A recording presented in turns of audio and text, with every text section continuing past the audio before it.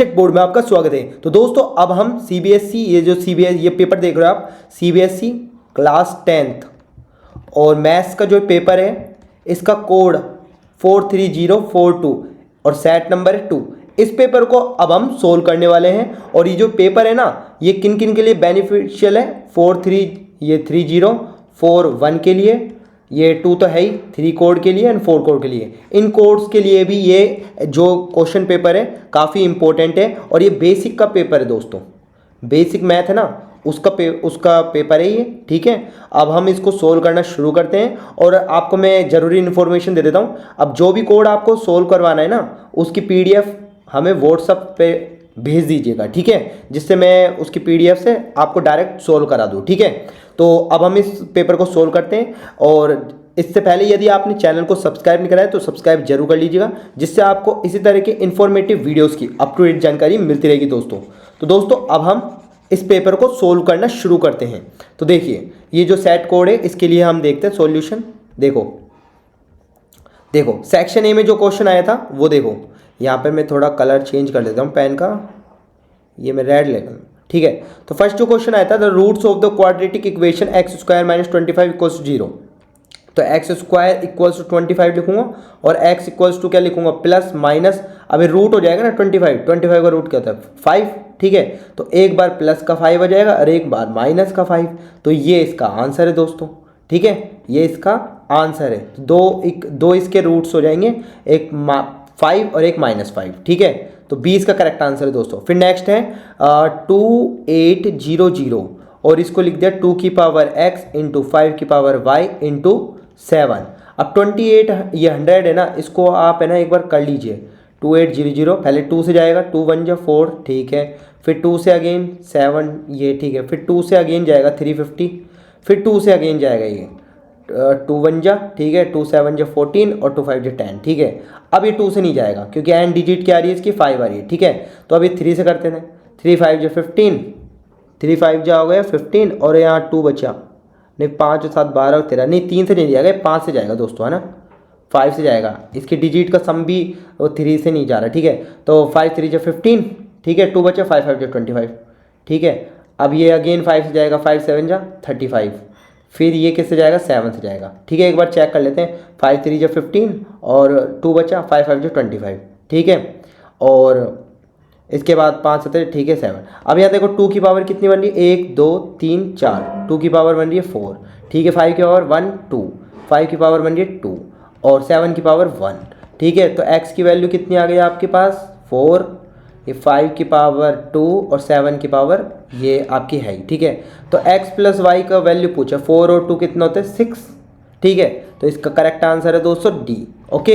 अब देख लेते हैं नेक्स्ट, और मैं इसमें ना सॉल्यूशन कर करके बता रहा हूँ आपको कैसे कैसे हो रहे हैं, ठीक है, जिससे आपको मतलब है ना लगेगा ही नहीं कि गलत है कि सही है, पूरा मैं सॉल्यूशन ही करके बता रहा हूँ, ख़त्म बात, ठीक है। उसके बाद देखो ये क्वेश्चन आया था आपका, देखो इस क्वेश्चन में ना आपको ये दे रखा है, ठीक है। अब इसके जो 6 पार्ट होते हैं ना हिडन पार्ट, वो निकाल लो। तो मैं ऐसे लिख सकता हूँ ए बी और इसका क्यू पी, ये ऐसे रेशनल में रहते हैं। फिर उसके बाद बी सी, जिस ऑर्डर में ले रहा हूँ उसी ऑर्डर में लेना है। फिर पी आर अपोन में पी आर, फिर उसके बाद ए सी और ये अपोन में क्यू आर, ये मैं ऐसे लिख दूँ। अब देखो हमको क्या निकालना है उसको ले लेते हैं। एक तो ए सी चाहिए, ए सी ये वाला पार्ट पूरा ले लेते हैं, ठीक है। ए सी और इसका क्यू आर हो जाएगा। एक हम इसमें ये बी सी ले लेते हैं, बी सी किस मार है, इस मार है, तो ये वाला पार्ट छोड़ देते हैं, इन दोनों से ले लेते हैं। तो बी सी अपोन, देखो अब बी सी कितना है इसमें, बी सी इसमें देखो यहाँ पे 4.6 लिख लेते हैं, ठीक है। पी आर कितना है इसमें, पी आर देखो पी आर एक्स है, यहाँ लिख लेते हैं, इक्वल्स टू ए सी कितना है इसमें, ए सी 6 है, ठीक है। और क्यू आर कितना है इसमें, क्यू आर कितना है 3 है, ठीक है, ये लिख दिया। अब इसमें एक्स की वैल्यू निकालो, क्रॉस मल्टीप्लाई करके, ये तो 2 हो जाएगा, ठीक है, ये इधर चल जाएगा, ये इधर चल जाएगा। तो 4.6 अपॉन 2 ये एक्स आ जाएगा, ठीक है। तो इसका कर लो, 2 2 जा 4, 2 3 जा 6, 2.3 देखो सी इसका करेक्ट आंसर है दोस्तों, है ना। अब फिर देख लेते हैं फोर्थ क्वेश्चन। देखो फोर्थ क्वेश्चन इस तरह से दे रखा है आपको, ए पी ओ, इस एंगल की वैल्यू निकालनी है। तो ये बात बताओ, टेंजेंट और रेडियस के बीच में 90 डिग्री बनता है, ये 90 डिग्री है, और ट्रायंगल का सम कितना होता है 180। तो 90 और 70 ये कितना हो गए 160, 7 7 14 15 16 160, तो ये कितना हो जाएगा 20 डिग्री, ठीक है, तो 20 डिग्री देख लो आंसर डी इसका करेक्ट आंसर दोस्तों। ठीक है, फिर फिफ्थ क्वेश्चन है the number of quadratic polynomial having zeros -1 and 3। देखो -1 और 3 इसके जीरोस हैं, यानी कि अल्फा को मैंने मान लिया -1, बीटा को मान लिया 3। ठीक है, अब अल्फा प्लस बीटा क्या होता है आपका -b/a। ठीक है, तो यहाँ पे वैल्यू रख दूंगा -1 + 3 = -b/a। तो यहाँ से ये 2 आ जाएगा और यहाँ पे -b/a, तो माइनस ये b की वैल्यू क्या आ जाएगी -2 है। ठीक है, इस तरह से ऐसे ही है ना। अल्फ़ा बीटा की वैल्यू यहाँ होती है c/a। अल्फ़ा कितना है -1, बीटा कितना 3, तो -3 = c/a। तो यहाँ से c बराबर कितना आ जाएगा -3 है। ठीक है, अब हमारे पास अगर इक्वेशन देखो ax² + का bx + का c है। अब इसमें वैल्यू पुट कर सकते हो ना, ये तो वेरिएबल्स है। ठीक है, ये तो कुछ भी हो सकता है ना यहाँ पर। ठीक है, तो यहाँ पर देखो, यहाँ पर है ना इसके मोर देन 3 पॉलिनोमियल्स होता है, कितनी भी हो सकती है भाई। यहाँ पे वेरिएबल है ना, देखो यहाँ पर कुछ भी वैल्यू पुट हो सकती है, तो कुछ भी क्वाड्रेटिक पॉलिनोमियल बन सकती है आपकी जिनके 0, -1 और 3 हो। ठीक है, तो ऐसी मैनी मोर देन 3 हो सकती है। ठीक है दोस्तों, तो इसका डी इसका करेक्ट आंसर है। फिर देख लेते हैं next, the region between a code and either of the 2 arc of a circle is called. ठीक है, देखो ये आपका क्या है, सर्कल है। ठीक है, इसके बाद कोड मैंने बना दी ये वाली। ठीक है, अब ये 2 आर्कों के बीच में ये बना है, तो ये वाली जो है ना, ये आर्क के बीच में ये बना हुआ है। इस चीज़ को पूछा है ये क्या चीज़ होती है, ये कोड है ना, कोड से और ये आर्क से बना, ये चीज़ क्या कहलाती है, सेगमेंट दोस्तों। क्या कहलाती है, सेगमेंट। तो इसका आंसर आ जाएगा सी, इसका करेक्ट आंसर होगा दोस्तों, ए सेगमेंट। ओके, तो ये हमने कर लिए। अब आगे देख लेते हैं, तो आगे हम सोल्व करते हैं दोस्तों। इसको हमने कर लिया, अब आगे देखते हैं।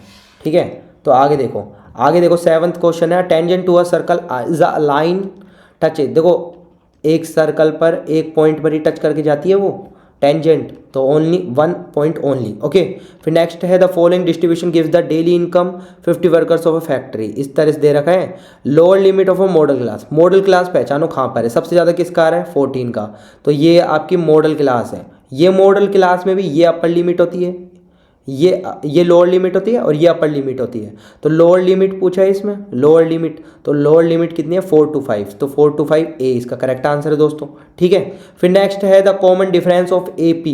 ठीक है, ये दे रखा है इस तरह से, ए मतलब कॉमन डिफरेंस निकालना है, तो A23 और ये दिख रहा है A19 = 32।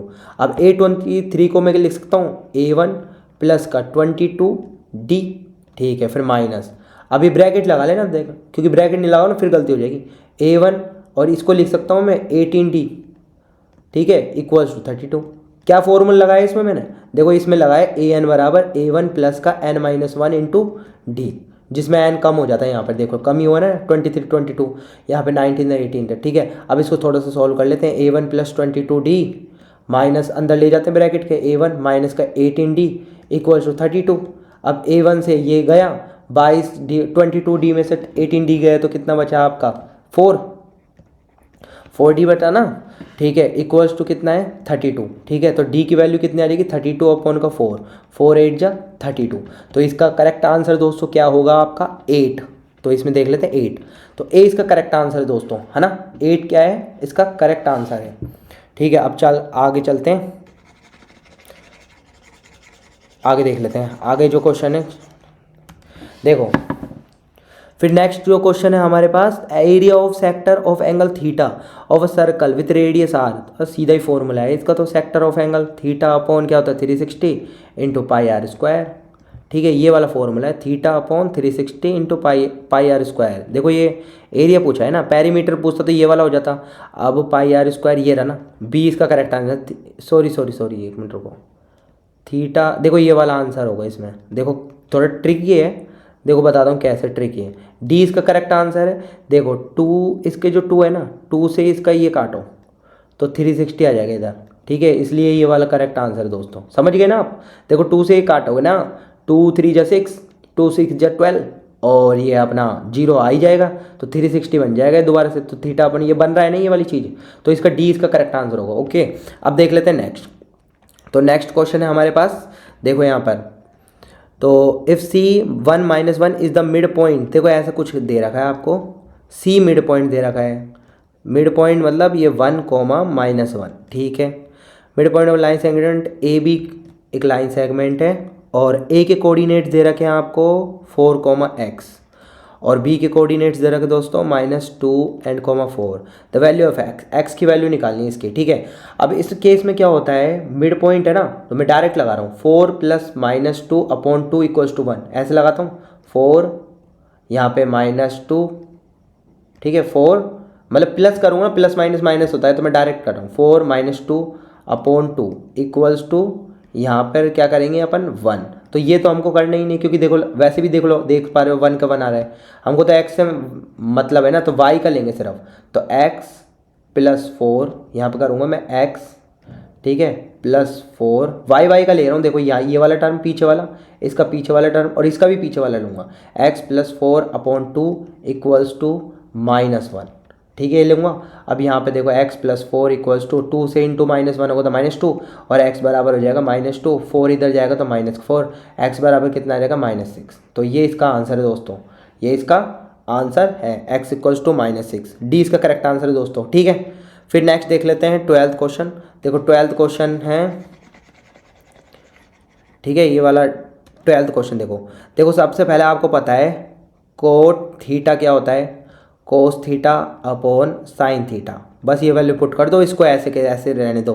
तो 1 यहाँ पे लिखूँगा कोस स्क्वायर थीटा और अपॉन नीचे साइन स्क्वायर है ना, ऊपर चल जाएगा वो साइन स्क्वायर थीटा, ठीक है। माइनस का यहाँ पे नीचे क्या है 1/कोस स्क्वायर थीटा, ठीक है, मैंने लिख दिया। अब ये एलसीएम आ जाएगा कोस स्क्वायर थीटा, ठीक है। यहाँ पे लिख दूंगा साइन स्क्वायर थीटा -1। अब आप जानते हो sine square theta plus cos square theta क्या होता है, 1 के बराबर। तो कोस स्क्वायर थीटा की वैल्यू क्या आ जाएगी, 1 - साइन स्क्वायर थीटा। यहाँ पुट कर दो साइन स्क्वायर थीटा -1, ये तो ऊपर का है, यहाँ पे पुट कर देना 1 - साइन स्क्वायर थीटा।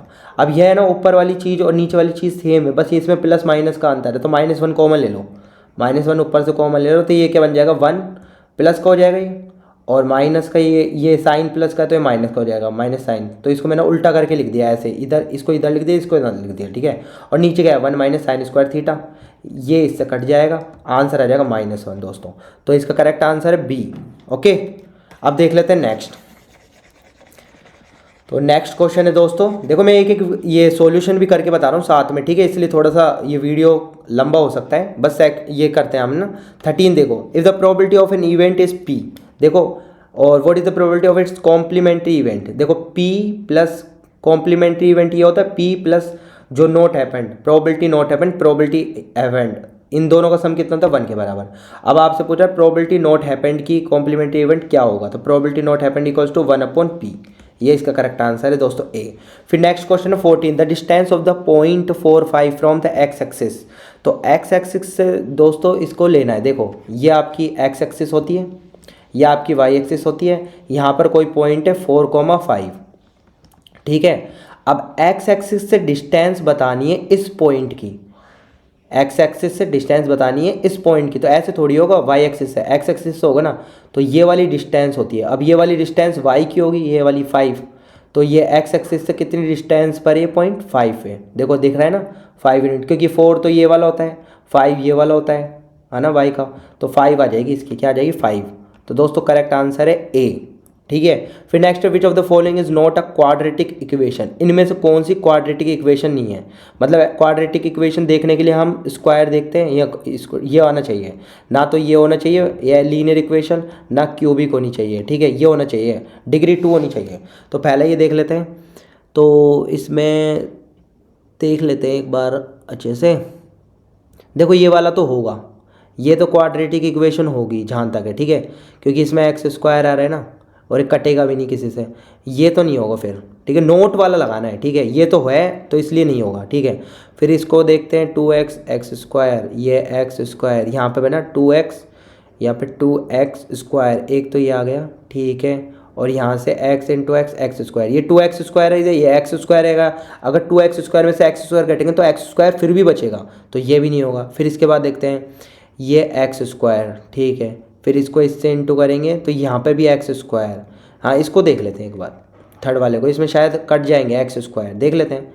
तो ये अंदर एक्स स्क्वायर मैंने करा, अंदर मल्टीप्लाई और यहाँ पे एक्स बना और यहाँ पे +8 और यहाँ पर ये ए प्लस बी और ए माइनस बी बन रहा है ना, ए प्लस बी और ए माइनस बी, ये क्या लिख सकता हूँ मैं, एक्स स्क्वायर माइनस का 4 लिख सकता हूँ इसको, ए स्क्वायर माइनस का बी स्क्वायर।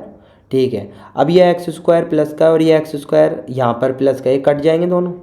अब लीनियर इक्वेशन बची है ना, तो सी इसका करेक्ट आंसर आ जाएगा दोस्तों, और बाकी का डी तो नहीं होगा क्योंकि ये क्वाड्रेटिक इक्वेशन बन रही होगी, आप देख सकते हो यहाँ पर। ठीक है, तो इसका करेक्ट आंसर दोस्तों क्या है आपका, सी।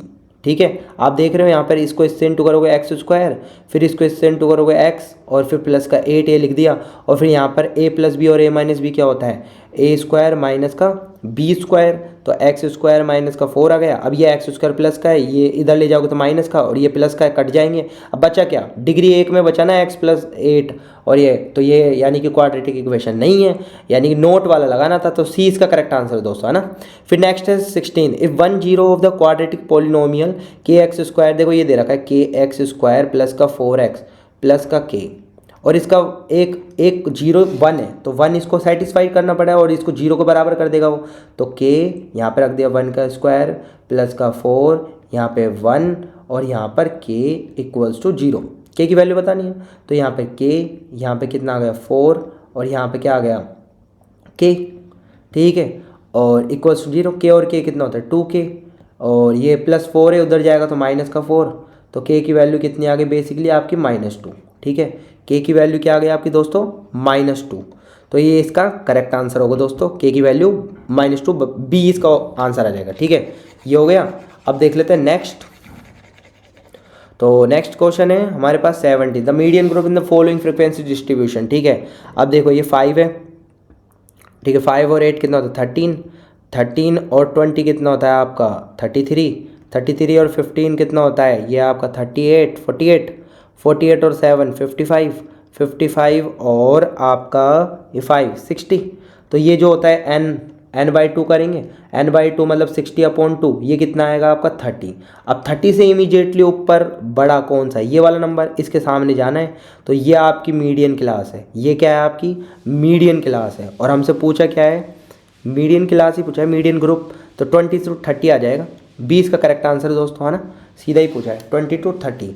फिर नेक्स्ट है अ लैम्प पोस्ट 9 मीटर तो हाई है, ठीक है, और कास्ट शेडो कर रही है वो 3√3 और अलोंग सन्स एलिवेशन, ये वाला एंगल पूछा है सन्स एलिवेशन, तो tan थीटा बराबर क्या होता है परपेंडिकुलर अपॉन ये, तो 9 अपॉन क्या कर दूंगा 3√3, परपेंडिकुलर अपॉन बेस होता है ना PVP HHP, याद है PVP HHP perpendicular upon base. ठीक है, तो यहाँ से 3 3 9, 3/√3 आ जाएगा, 3 की पावर 1, और इसको 3 की पावर हाफ लिख सकता हूँ, ऊपर जाएगा तो माइनस का हाफ, तो ये कितना आ जाएगा 3 की पावर हाफ, यानी कि √3, और √3 किसकी वैल्यू होती है tan थीटा में 60 की वैल्यू।